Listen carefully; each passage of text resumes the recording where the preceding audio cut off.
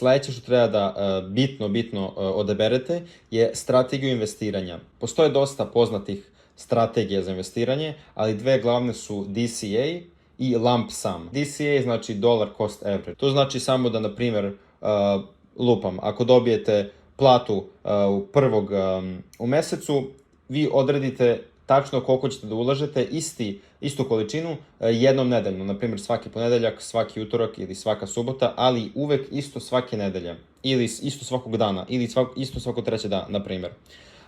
A druga strategija je lump sum, to je kada odjednom, čim lupam, dobijete platu, odmah sve što imate spremno za ulaganje, odmah odjednom kupite sve što imate i sledeći put tek kupujete sledećeg meseca. Znači, jedina razlika između ove dve strategije je koliko često ulažete u kriptovaluta ili u bilo šta ulažete, da li je to američka berza ili šta već.